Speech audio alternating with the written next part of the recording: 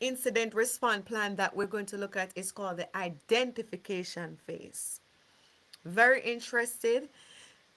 The identification phase involve detecting, analyzing, confirming the security incident, right? So at this phase, so you have the preparation phase, and then you have the phase now where you're going to identify. What are you looking for? What did you see? What happened? So you're detecting, you're analyzing, and you're confirming the security incidents. And it includes monitoring the system and the networks. How do you know? How are you going to able so you can execute the preparation phase? How do you know that somebody breached the system? How did you know that there is a ransomware attack? There has to be ways and means by which you're going to find out how did that happen and how do you know it happened. And so monitoring systems and network, sometimes you check the logs, right? The logs can give you information. So you monitor the system and the network. You use log detection tools that can help you in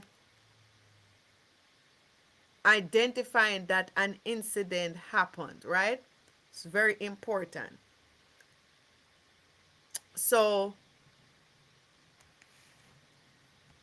you use logs, detecting tools, and real-time security alert to detect unusual activities.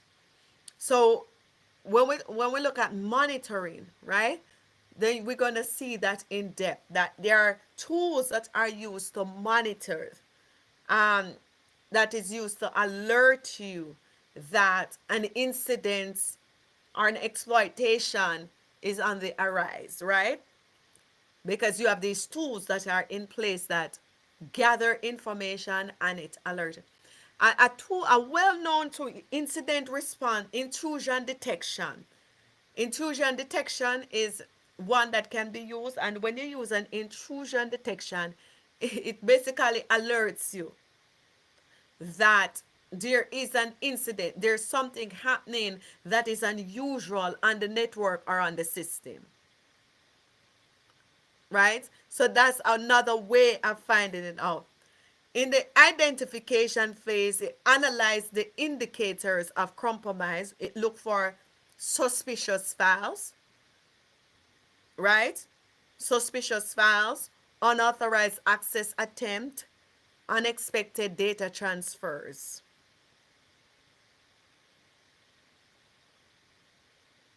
Analyzing indicator of compromise. So these are ways that we're saying you can know that there is a incident that is happening. So we can know what to do. Assessing the scope and the severity. So in the identification phase, you are monitoring. You're looking at logs. You're looking at detection tools. You're looking at security alerts to make sure that you see the activities happening. You're analyzing indicators of compromise. That's why IOCS stands for LOCS, I'm sorry, right? IOCS, not L. IOC, indicators of compromise, right? You're looking for suspicious files. You're looking for unauthorized access attempts, unexpected data transfer, right? Because you have system in place, tools and system in place that is going to give you all of this information that you need. You're assessing the scope and the severity. What is the scope of this damage? What is the severity of the damage? So you're going to determine the types of incident in the preparation, in the identification phase, right? Is it ransomware attack? Is it data exfiltration? Where, is it potential impact on the organization and its potential impact on the organization? So you're going to determine all of this in the identification phase. Then you're going to escalate the incident. If a confirmed threat is detected, then you have to escalate the case to the incident response team for further action to take place. So you see, you prepare, and after the preparation phase, then now we're going to say, is We have all of these tools in place.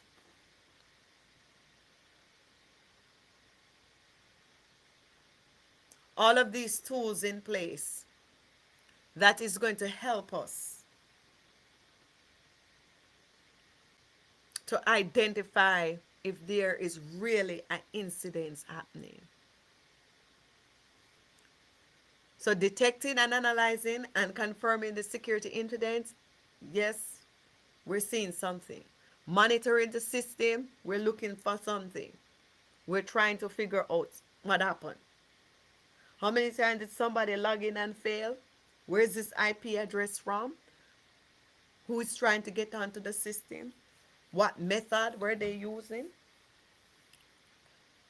So we have all of our alerts that is set up on the system. We have the severity of it, what type of attack what this was. Then listen, if it's a ransomware, then we need to escalate this as fast as possible. We need to get in contact with the necessary people so this doesn't go any further. Understand? Very important. Let's look at the key components of the identification phase. Monitoring and detection system. Monitoring and detection system. Organization must continuously monitor their networks, their systems, and the endpoint to identify any indication of threat or security breach. You must know any anomalies that's happening. Very important. So monitoring and detection is very important in the identification phase.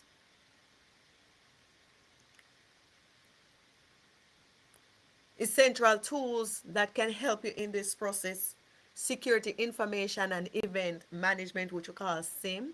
That's very important. It gathers data, it analyzes them, it logs and everything, and it detects threats. Most organizations have SIEMs on their system.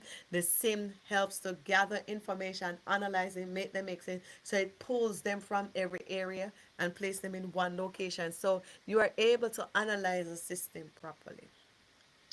You have tools that can help you in this. This is the identification phase. You have intrusion detection and prevention system that can help you. It helps to identify and block suspicious network. So with the intrusion detection prevention, it blocks it. Identify there's a problem, it blocks it. In the intrusion detection system, it doesn't block anything. It identifies and it alerts you. Right? So in the intrusion detection prevention system, because you have that, it's going to identify there's a breach or there's a problem, suspicious activity on the network, and it can block it. So this phase is where we're going to put in action the preparation phase. We're going to put in action, right? We can have the preparation, but it doesn't mean that anything really happened. But when we have the identification phase, that's why we have SOC analysis and all of these people there. Yeah, people are constantly monitoring for any events. They're checking the logs, they're checking the system. We're putting in systems in place because these tools would have been in the preparation that we said these are the tools, and they may not, some tools may change based on the timing and all of that. We said that attackers change their method, tools change and all of that, so we continue improving.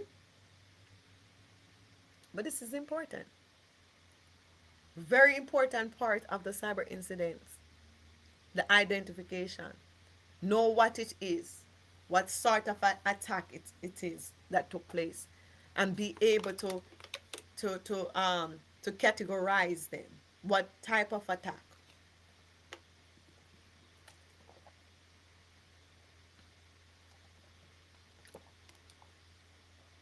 The tools that can help you.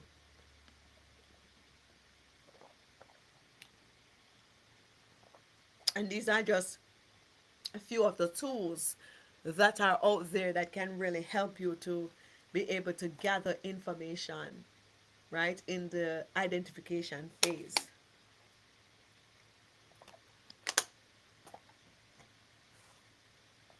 to help you.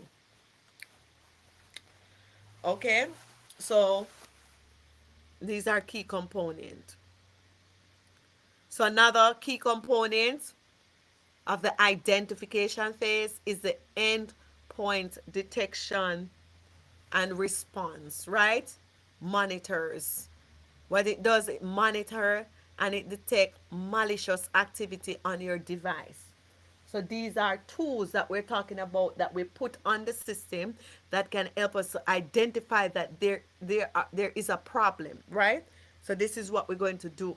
We can put them on the endpoint. We can use endpoint detection. This is one endpoint detection. You can use that and it helps you to detect malicious activity on the system. We have network traffic analysis that you can use. It detect unusual network behavior. These are tools and means by which you can use to make sure that your system is in good shape, and also it gives you information to be able to identify any abnormality in your system, right? You so the network behavior user behavior analysis is another tool that can be used.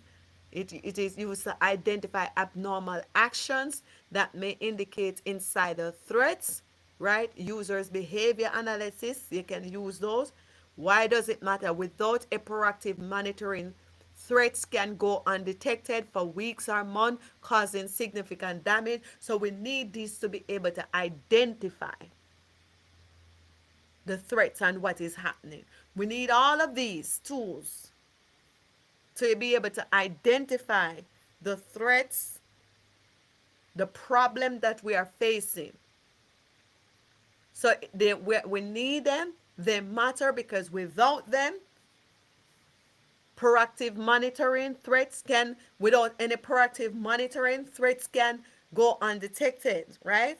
And they can cause further damage. So if we don't have an endpoint detection and response, monitoring and detecting malicious activity, how are you going to know that it's happening? If you don't have a network trafficking analysis, or be able to gather information should there be a breach, it alerts you. You're monitoring it. If there is no SIM, if there is not none of these tools, right, that are there, how are you going to know? So you got to have something in place that's going to tell you that a malicious activity is happening. And then when you look on the system, it tells you exactly what kind of malicious activity. Is this a ransomware? Is this a phishing attack? Is this a DDoS attack? So you are able to know because you have the tools in place, right? So all of that is going to help you to identify where the problem is and what is the type of problem.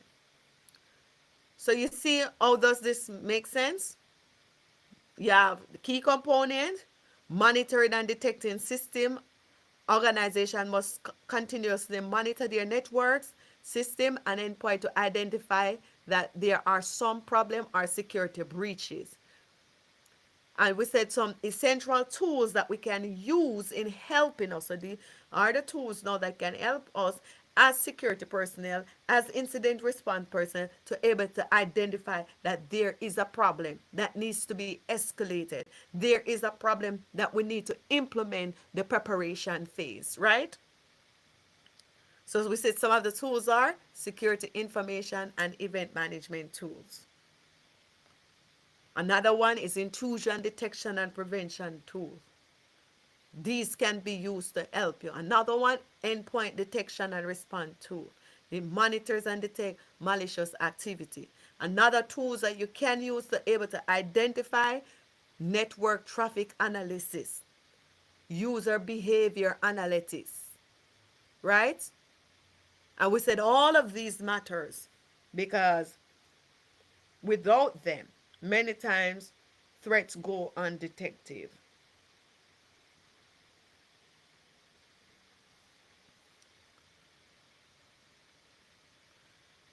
Identifying indicator of compromise, right? Um, when we do identification of indicators of compromise, indicator of attack, right? Security team must recognize indicators of compromise. This is in the identification phase also.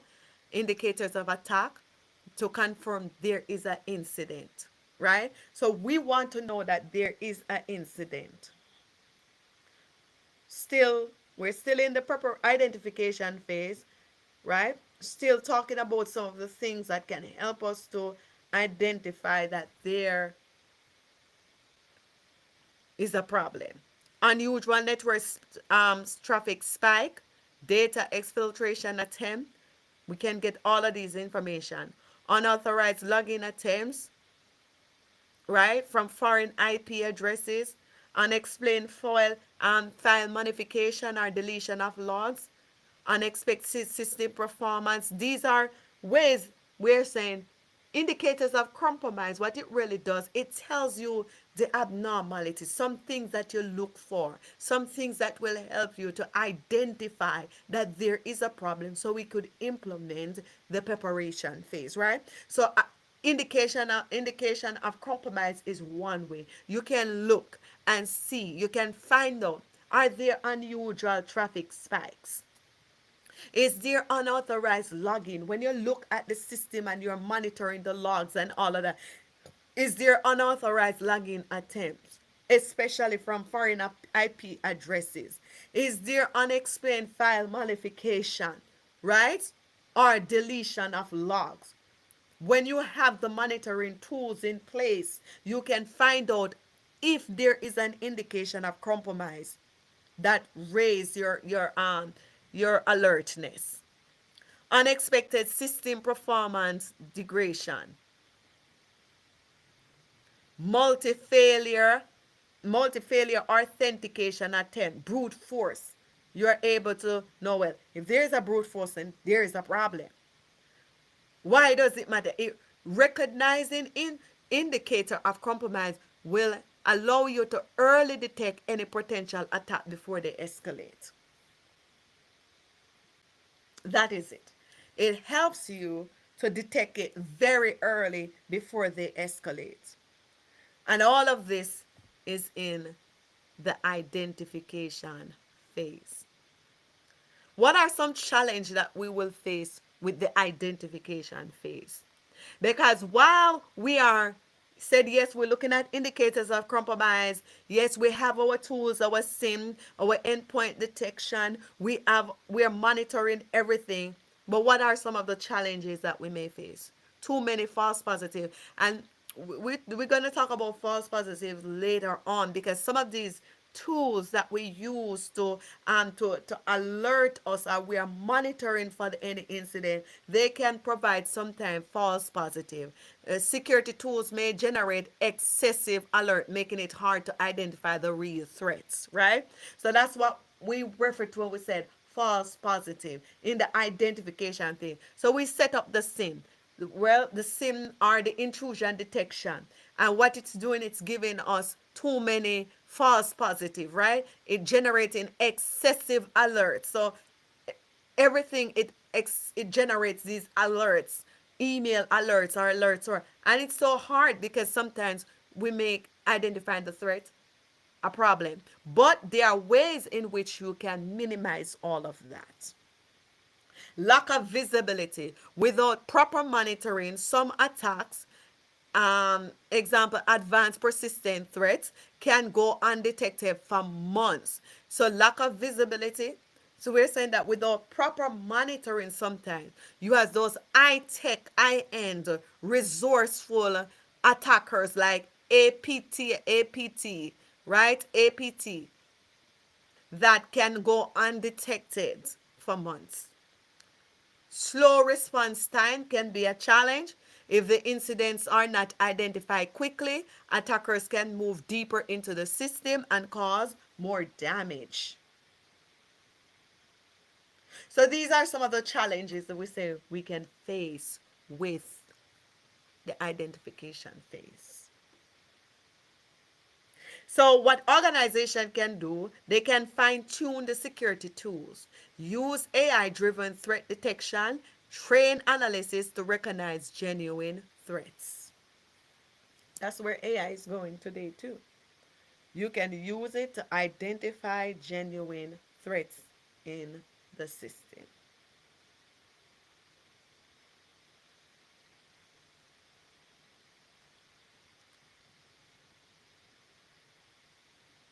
Okay. Another aspect of the incident response plan is called containment. Very interested. Containment, right? So let's look at containment. Once an incident is confirmed, so you check the logs, you check the firewall logs, you check all of the logs, you check the SIM, everything, endpoint detection, intrusion detection, intrusion prevention. You check all of the monitoring tools and everything that you have. And now you realize, oh, there is a ransomware attack. Oh, there is a phishing attack. There's a DDoS attack. Now we have to do what is called containment. So once an incident is confirmed, the goal is to prevent it from spreading, right? And limit damage. This can be done through short-term containment, immediately isolated affected systems, disable compromised account, block malicious IP addresses.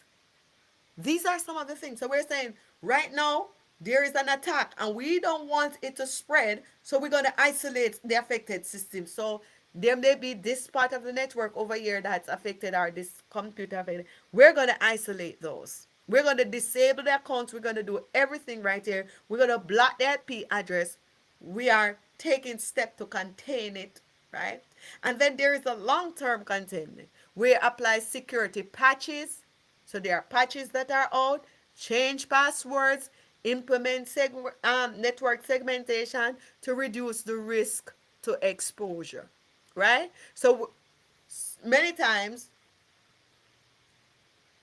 patches are not done on time, passwords not updated regularly or changed regularly. So the malicious attacker finds way to breach the system. So we have to find ways to contain that.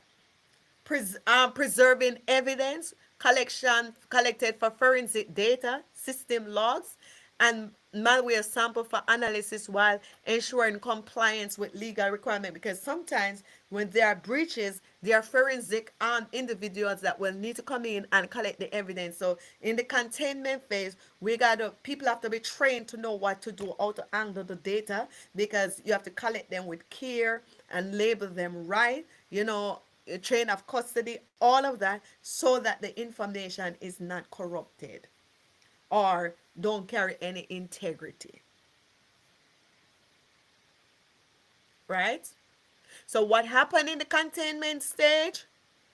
Once we identify over there that we not long ago talked about that there is a breach, that there are problems, once we identify it, we escalate it to whoever needs to go to, then we're going to try and contain it as quickly as possible before it spread. We don't want another computer. We don't want anywhere else get this infection, right? We don't want it happen to the entire organization. So now we have to find ways to contain it. Contain the damage, limit the damage. Whatever you got to do, plug the computer out, change the password, block the IP address, whatever. We got to work on it very fast so it don't spread and damage everything.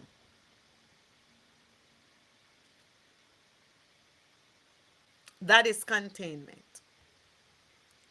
So let's look at containment phase of the incident response. So let's look at it. The containment phase that we said is a third step in the incident response plan process, and it focuses on stopping the attack from spreading and limiting the damage while keeping essential system running, right? So we're not going to lock down everything unless there's excessive need for that.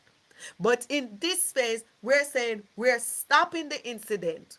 We're stopping the problem. We're containing the problem. We don't want it spread any further. We want it over there. It's just like in the pandemic. People wear a mask because they don't want it to spread any further. They're trying to contain it. They're trying to limit it, all of that.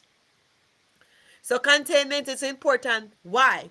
It prevents the attack from spreading to other systems. So while we're containing, to prevent the attack from spreading to other systems. Why are we containing? It reduces data loss and system damage. Why are we containing? It keeps the business operation running while fixing the problem. Why are we containing? It protects evidence for investigation.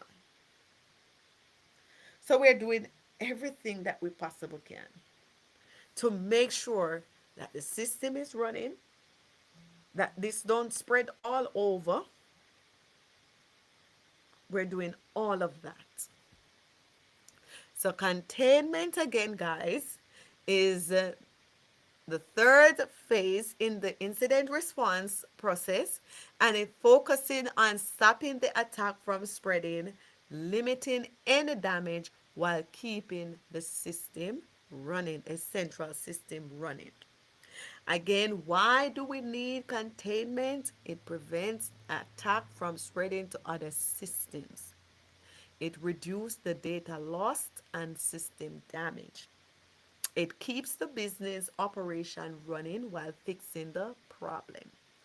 And it protects evidence for investigation. Let's look at some challenges that we can face in containment. When we're trying to contain the damage from spreading, while we're trying to prevent it and keep the system, the central system running, what are some of the challenges that we can face while trying to do all of that? Shutting down the system can disrupt the business, right? Depends on where the virus or the problem starts, the incident. Where is it? Is it a main system? Where? So sometimes, you shut down the system, it disrupt the entire business process. Some malware can hide and come back later. That's some of the challenges. This is a reality. A slow response can allow the attack to spread. So slow response, you don't respond fast enough to what is happening, it allows the attack to spread. So compromise should be regularly tested, right? Compromise system, and also companies need to regularly test their system, test their containment plan. You must do it you can do it in a sandbox environment or whatever. You got to test your system, test your the companies need to test their system regular for test their containment plan so they can see how it works in emergency. So you cannot just have an emergency plan and you are not testing that emergency plan. It is not, you're not testing the plan to see if it works. So on the day when there is an emergency, that's the time you're trying to start testing it. And then it's not working. You have to find a way to make sure it works. Right? So remember that.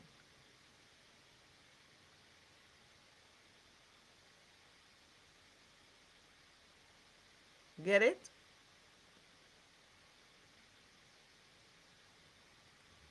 Everybody get it? So companies should regular test their containment plan so that they can act fast in emergency. Not just when there is an emergency, because you might run into problems. And we don't want that.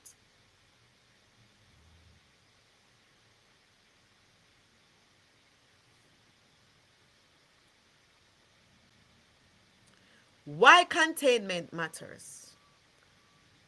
Fast containment reduces damage and speed up recovery. Strong containment plan helps to stop the attack from gaining full control. It protects customer data and company reputation. It prevents major financial loss. If an attack isn't contained quickly, it can spread and cause serious harm.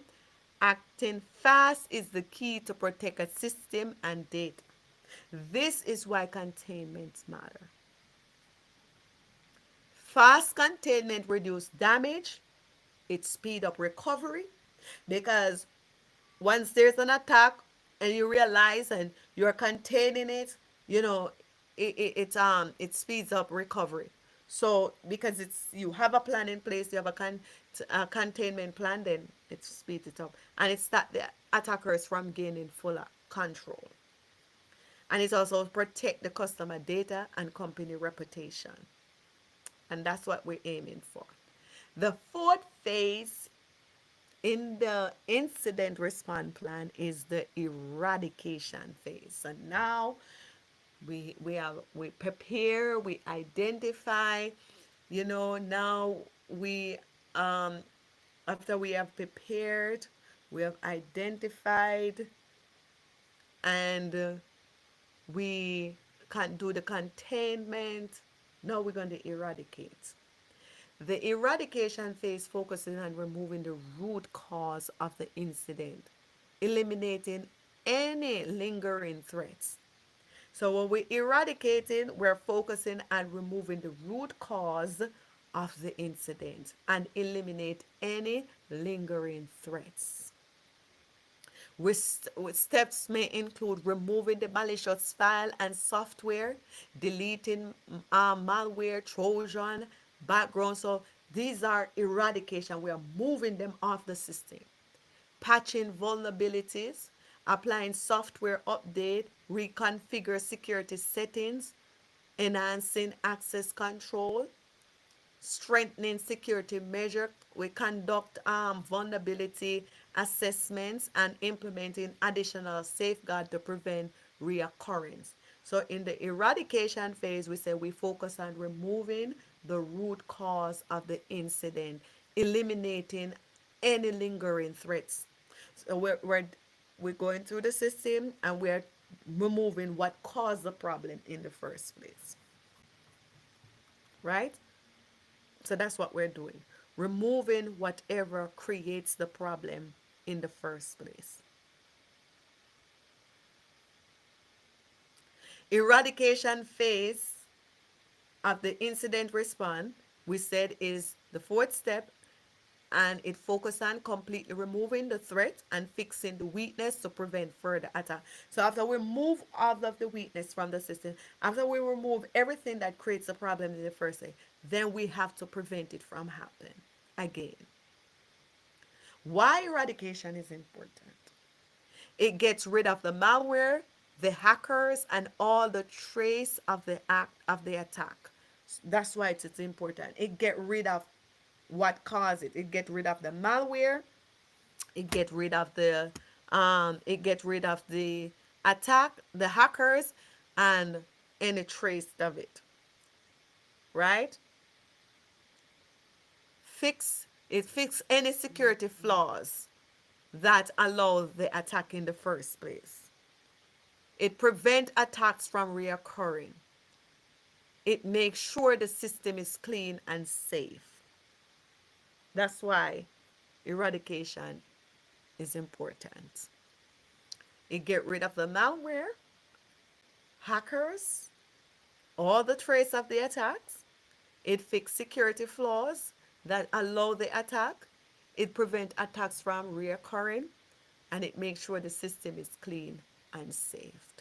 Everything can go back up. We can do connection because eradication has taken place. So let's look at some steps in the eradication phase. It remove the attacks and the malware. So delete the files. We briefly talk about that. We delete the files or programs. We remove unauthorized users' accounts. We fix this system settings changed by the attacker, because many times the attackers do that. If let's look at it. It said if a virus infected a system, the IT department will remove it and scan for any hidden threats, right? So these are just ways in which we can eradicate. The next phase is recovery phase. After removing the threats, right? After we remove the threat, the system must restore to normal operation. After you remove the threats, The system must restore to normal operation. This includes restoring affected system, use a clean backup to recover data and applications. It includes monitoring for residual threats, continuously checking system for signs of reinfection or persistent threat, because you have some attackers, they're just persistent in what they're doing. Validating security improvements, right? You're going to perform a penetration testing and security audit to verify the effectiveness of the new controls. So after you put in the new controls, new system, everything, so no attack will take place, then you have to test those, right? How effective they are. Resuming business operation. Once the systems are is deemed secured, restore business functions within normal without any huge gap of downtime, minimal disruption.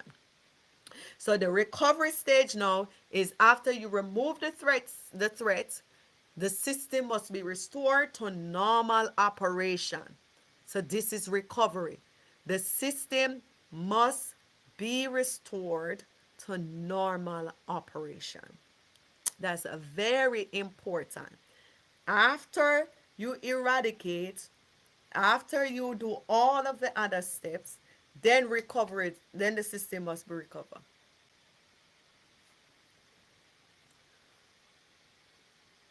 That's very important, right? That we recover the system. It is very cold here today. Hear me?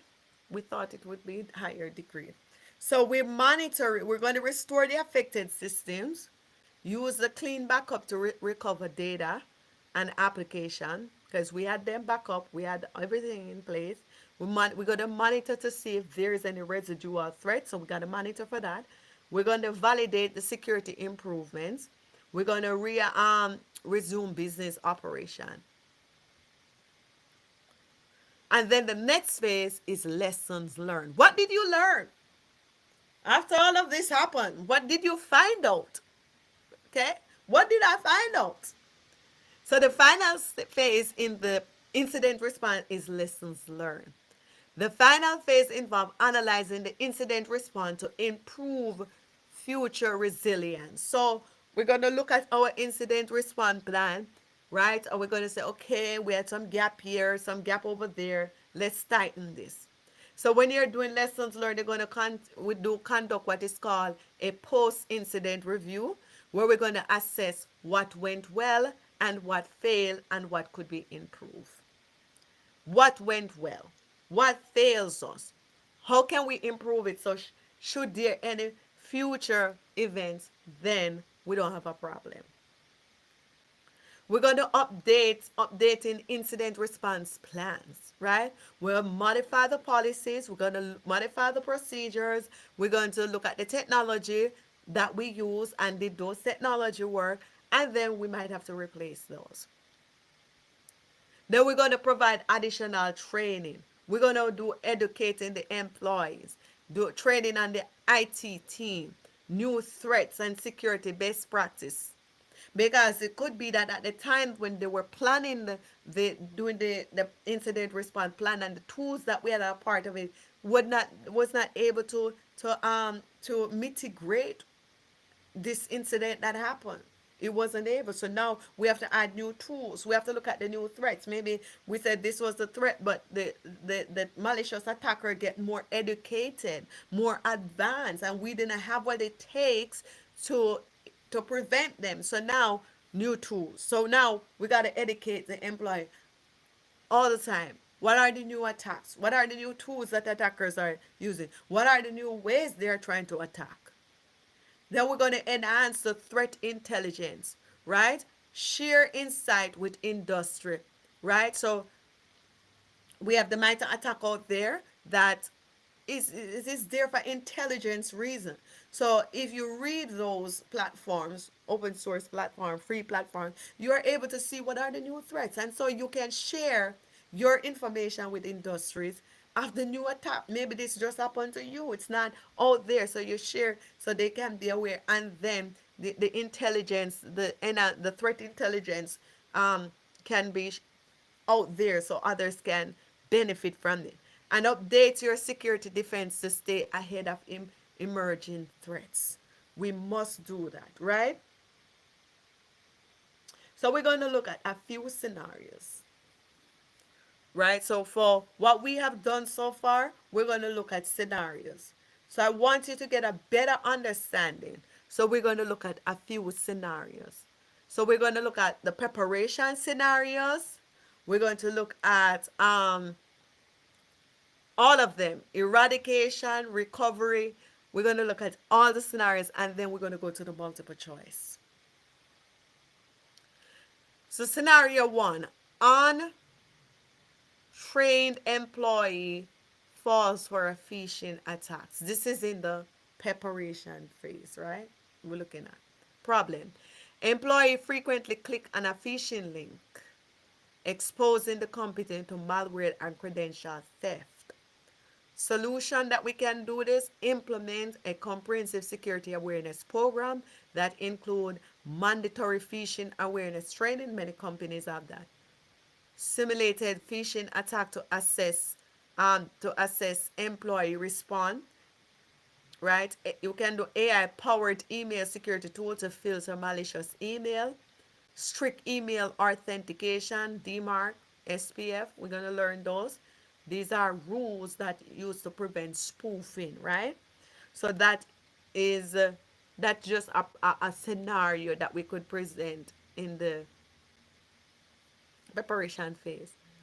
Scenario two: absence of incident response plan. What can happen? The problem: a company experiences a cyber attack but has no predefined incident response strategy, leading to confusion and delays. They didn't have anything in place, right? So what is your solution to this? Develop and conduct an incident response plan, ensuring clear defined roles and responsibility, designated incident response team, regular table exercise to simulate attacks, right? Integrating with a third party forensic and law enforcement if needed, right? So this is the incident right here: is a cyber attack took place, but they did not have.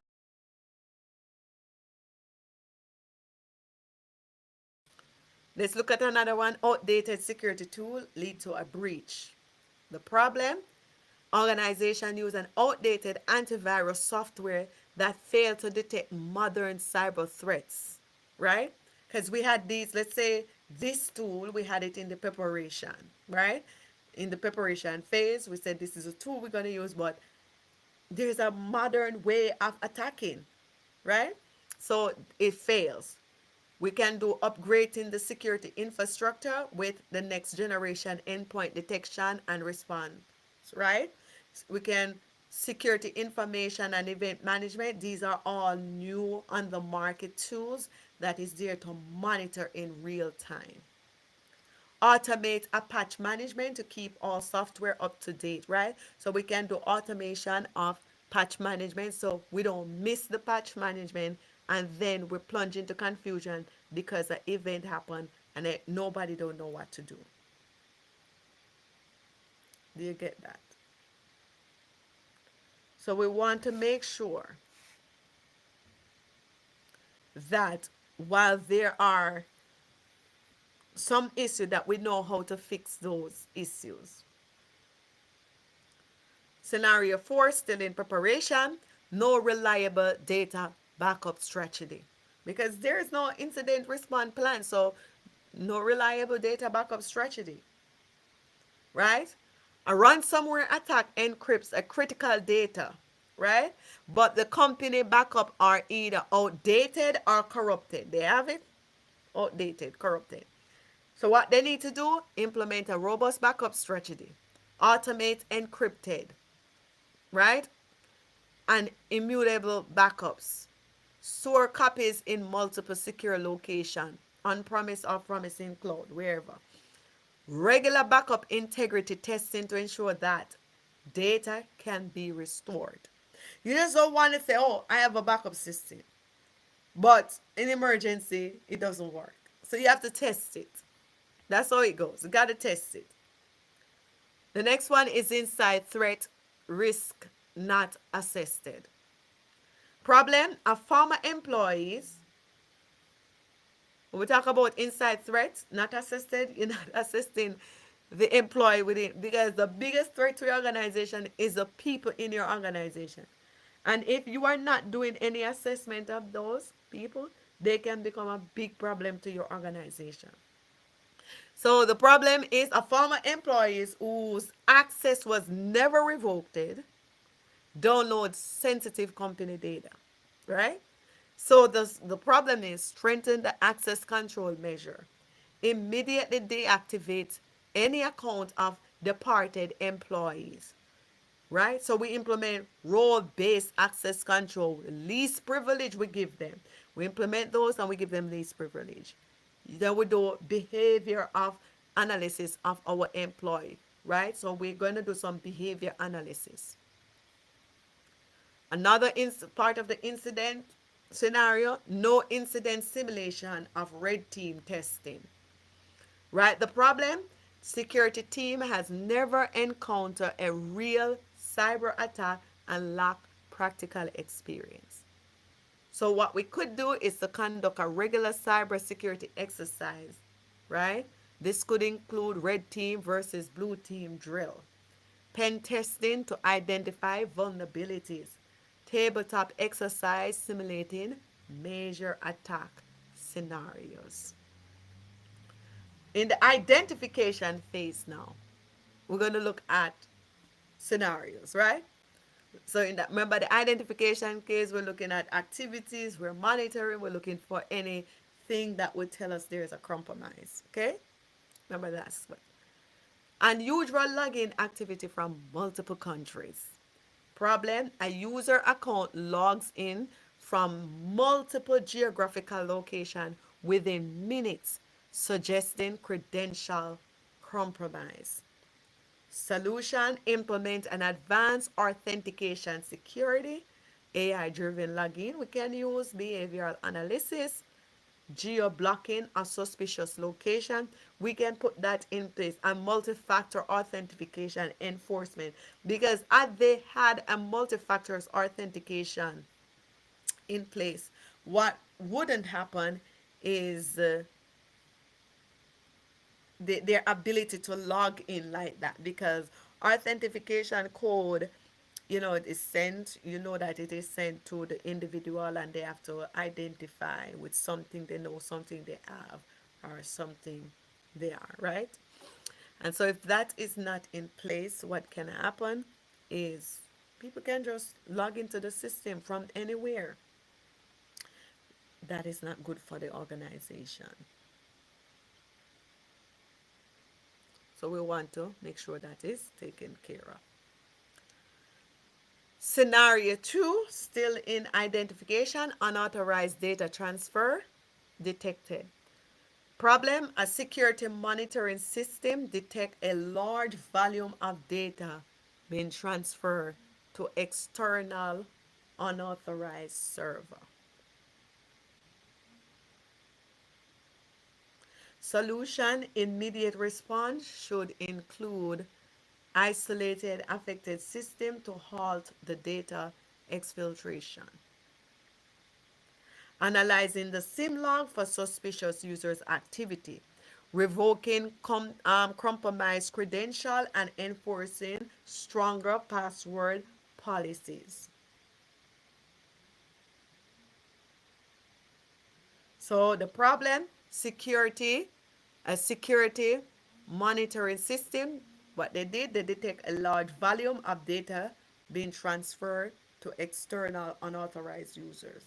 And so they have to put the system in place to deal with it. Another scenario in identification, employee receive ransomware pop-ups. Whatever system that you are using on your endpoint, however they got it, right? The problem, a ransomware message appears on multiple workstations demanding payment to restore encrypted files.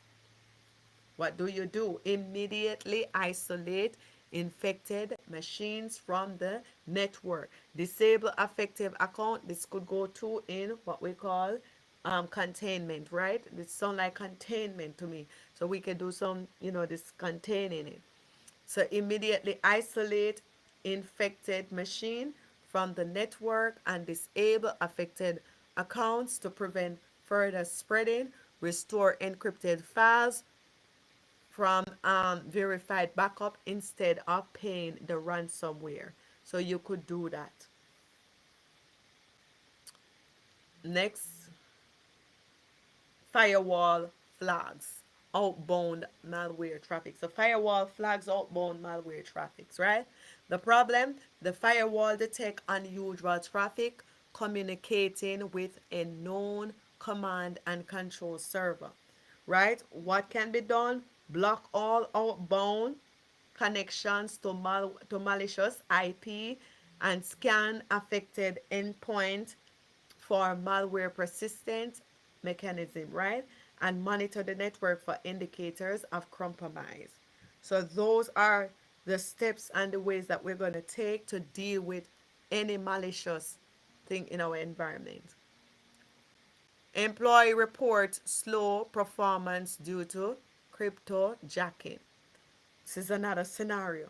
Problem, system are slow with high CPU usage. Remember, we talk about indicators of compromise. This could be a way that you identify that there's a compromise happening on the system. We have excessive usage, excessive slowness. These all show that sometimes the system is running into problem, right? It's having some form of attack, some disruption, okay? What can we do? Right? Indicating the cryptojacking malware solution, we can scan the unauthorized mining script and we can remove the malware and implement endpoint security, restrict unauthorized software installation policies.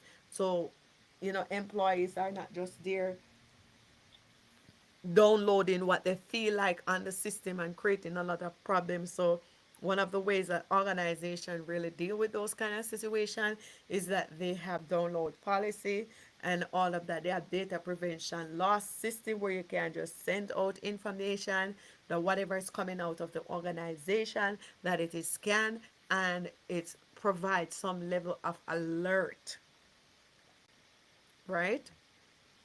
Containment phase. So now let's look at the containment phase scenarios, right? Scenario one, isolating infected server. Problem was a critical file server is infected with malware and spreading it across the network. What can we do? Right, in this containment, disconnect the compromised server from the network switch to secure backup instance, right? Um, we can deploy forensic tool to identify the malware. So the problem right here in the containment phase, isolating isolating an infected server. The problem, a critical file server is infected with malware and spreading it across the network. What we're going to do, what's our solution? Disconnect the compromised server from the network. Switch to a secure backup instantly or instant, right? Deploy forensic tool to identify the malware. All right. The next scenario, blocking malicious IP address. A brute force attack, still on containment. A brute force attack, right, from a foreign IP is attempting to breach user's account. What we're going to do? We're going to blacklist that IP range, right? Implement account blackout policies and require MFA for our login, multi-factor authentication.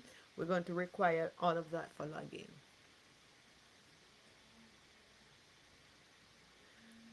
So scenario three, compromised cloud environment needs solution. The problem, a cloud storage instance is publicly exposed, allowing unauthorized access. What can we do? Immediately remove the public access settings. We can enable data encryption and access control policies. We can implement login to detect future unauthorized access. So we find them and we're dealing with them. The next one is eradication phase scenario. One, removing ransomware infected system. Um, so that's the problem. Removing infected machine and restore from backups, identify vulnerabilities exploited by the attack, update security policies. So we're going to do some elimination, and we're going to do some backups because we don't want the problem to happen. So scenario of the recovery phase, restoring the service after a cyber attack. Validate the integrity of the restored data. We're going to test the system functionality before going live, and we're going to enhance the continuous monitoring to detect any reinfection. So in the recovery stage, what we're doing, we're making sure that what happened before, that it doesn't happen. So what we're going to do, we're going to restoring the service after the attack, right? That's what we're saying. So the problem, what are some of our problems that we will face? Restoring service after the cyber attack. So the scenario is we're going to validate the integrity of the restored data. We're going to test the system functionality before we go live. And the other one is the lessons learned phase. So mandate password complexity requirement, enhance and enforce password expiration. So if we run back at what we have done so far, before I go to the multiple choices, because we have some multiple choice to do, we look at all the phases, right? So remember, we look at the phases of, not the preparation,